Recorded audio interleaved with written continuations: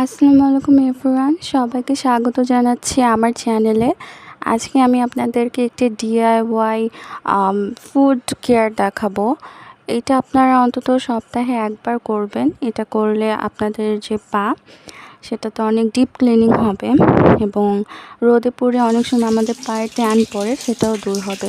তো ফার্স্টে আমরা কুসুম গরম পানির থেকে আরেকটু গরম পানি নিয়ে নিব বালতিতে। ওখানে আমরা স্ট্রং লাইম ফ্লেভারের যে শ্যাম্পু সেটা অ্যাড করব।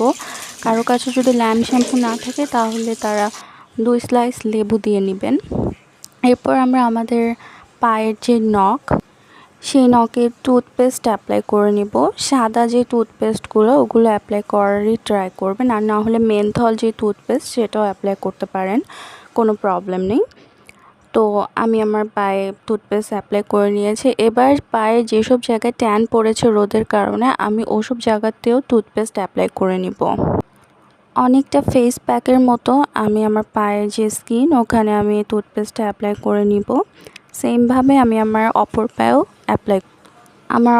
আমি অ্যাপ্লাই করে নিচ্ছি। ফার্স্টে নখগুলাতে নিব, অ্যাপ্লাই করে তারপরে যেসব জায়গায় ট্যান পড়েছে ওইসব জায়গায় অ্যাপ্লাই করে নিব।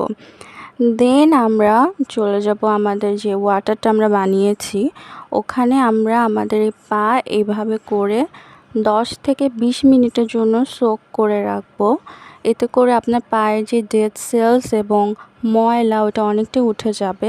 10 মিনিট পর আমরা এভাবে করে পাটা বের করে নিব এবং ট্রাই করব হচ্ছে কোন একটা ব্রাশের সাহায্যে এভাবে করে নখগুলোকে ক্লিন করে নেওয়ার, প্লাস আপনার পায়ের যে স্কিনটা আছে সেটাকেও ক্লিন করে নেওয়ার ট্রাই করবেন। এখন আমি বাথ সল্টটা ইউজ করব। বাথ সল্টটা আমি আমার পায়ের নখে এবং স্কিনে দু জায়গাতে অ্যাপ্লাই করব। তো ফার্স্টে আমি বাথ সল্টটা আমার হাতের তালুতে নিয়ে নেব এবং মেল্ট করে নিব। মেল্ট করে নেওয়ার পর এটা আমি আমার পায়ের স্কিনে ভালোভাবে প্রেস করে করে ম্যাসাজ করে নিব এবং এই ম্যাসাজটা আমি 5 মিনিটের জন্য করব।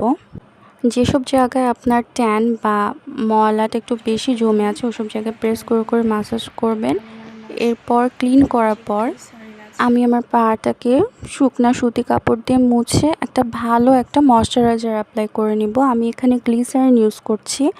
আপনাদের যাদের পায়ের চামড়া ফাটে তারা ট্রাই করবেন গোসলের পরে নিয়মিত, গরম হোক শীত হোক যেই সিজনে হোক, গ্লিসারিন ইউজ করতে। তো এটা আমার ফাইনাল রেজাল্ট।